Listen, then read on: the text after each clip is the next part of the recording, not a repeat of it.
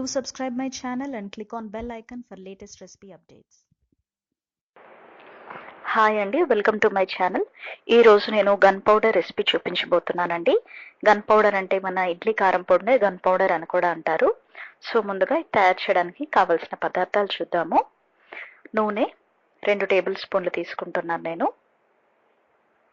చింతపండు 1 ఉసిరికాయ అంత, వెల్లుల్లి రెబ్బలు 7 నుంచి 8, ఎండుమిరపకాయలు 10, పచ్చిశనగపప్పు 2 టేబుల్ స్పూన్లు, మినప్పప్పు 2 టేబుల్ స్పూన్లు, కరివేపాకు 1 రెమ్మ,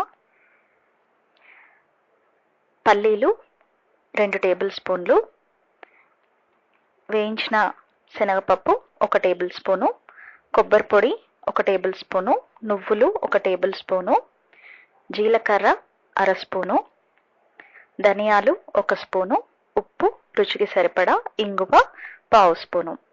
గన్ పౌడర్ తయారు చేయడానికి కావలసిన పదార్థాలు చూసాం కదండి. ఇప్పుడు తయారు చేసే విధానం చూద్దాము. ముందుగా స్టవ్ మీద ఒక ప్యాన్ పెట్టానండి.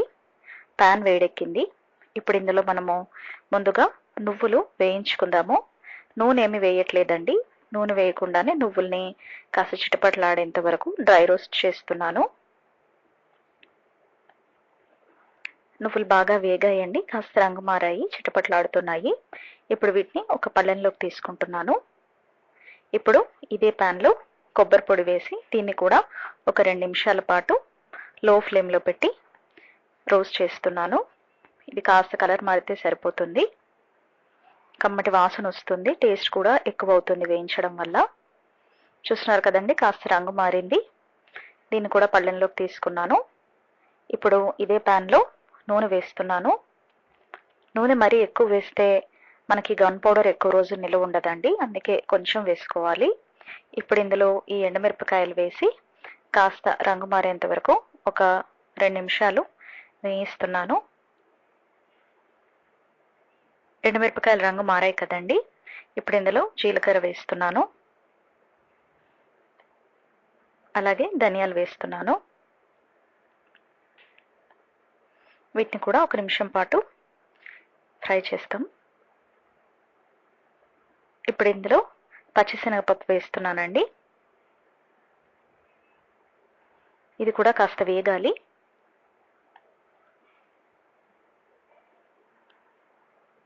శనగపప్పు వేగింది కదా. ఇప్పుడు ఇందులో మినపప్పు వేస్తున్నాను.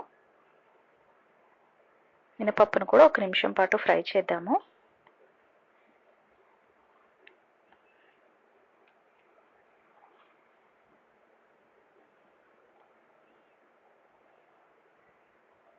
శనగపప్పు మినపప్పు కాస్త వేగాలండి. ఇప్పుడు ఇందులో వేరుశెనగ గుళ్ళు వేస్తున్నాను. వేరుశెనగ గుళ్ళు, నువ్వులు, కొబ్బరి పొడి, ఈ శనగపప్పు మినపప్పు, ఈ పప్పులన్నీ వేసి చేస్తున్నాం కదండి. ఈ గన్ పౌడర్ చాలా హెల్దీ రెసిపీ అని చెప్పొచ్చు. నెక్స్ట్ ఇందులో కరివేపాకు వేస్తున్నాను. ఈ కరివేపాకు కూడా పచ్చివాసన పోయేంత వరకు బాగా వేగాలి. కరివేపాకు కూడా జుట్టుకు మంచిది కదా, అలాగే మన ఈ గన్ పౌడర్కి మంచి టేస్ట్ అండ్ ఫ్లేవర్ ఇస్తాయి. నెక్స్ట్ ఇందులో ఈ చింతపండు అండ్ వెల్లుల్లి రెబ్బలు కూడా వేస్తున్నాను. ఇవి కూడా 1 నిమిషం పాటు వేగాలి.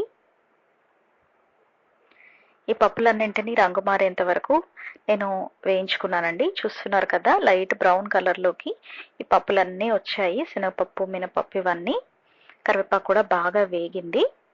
ఇప్పుడు ఈ పప్పుల్ని కాస్త చల్లారనిచ్చిన తర్వాత మనము మిక్సీ పట్టుకోవాలి. వీటన్నింటినీ ఒక మిక్సీ జార్లోకి వేస్తున్నాను. వీటితో పాటే మనం ముందుగా డ్రై రోస్ట్ చేసుకున్న నువ్వులు, కొబ్బరి పొడి ఉన్నాయి కదా, అవి కూడా వేస్తున్నాను.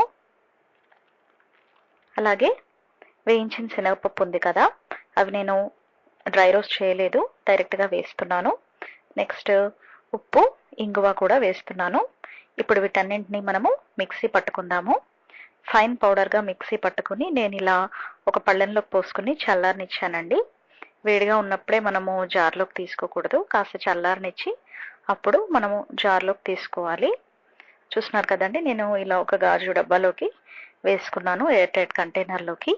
మనకు ఈ గన్ పౌడర్ 1 నెల పాటు నిలువ ఉంటుందండి. ఇది చాలా టేస్టీగా ఉంటుంది ఇడ్లీతో, దోశతో. ఇడ్లీలతో ఇలా గన్ పౌడర్, కొంచెం నెయ్యి కానీ నూనె కానీ వేసుకుని తింటే చాలా బాగుంటుంది. చట్నీ చేసుకునే టైం లేనప్పుడు ఇలా మనకు గన్ పౌడర్ ముందుగానే చేసుకుంటే ఇడ్లీతో, దోశతో తీసుకోవచ్చు. మీకు ఈ రెసిపీ నచ్చింది అనుకుంటున్నాను. ఈ రెసిపీ మీకు నచ్చినట్టయితే వీడియో కిందే ఉన్న లైక్ బటన్ని ప్రెస్ చేయండి. అలాగే నా ఛానల్ని సబ్స్క్రైబ్ చేసుకోవాలనుకుంటే ఈ స్క్రీన్ మీద చూపిస్తున్న విధంగా సబ్స్క్రైబ్ చేసుకుని బెల్ ఐకాన్ని లేటెస్ట్ రెసిపీ అప్డేట్స్ కోసము తప్పకుండా క్లిక్ చేయండి. అలాగే మీ వాల్యుబుల్ కమెంట్స్ని వీడియో కిందే ఉన్న కమెంట్ సెక్షన్లో తప్పకుండా పోస్ట్ చేయండి. నేను వెయిట్ చేస్తూ ఉంటాను.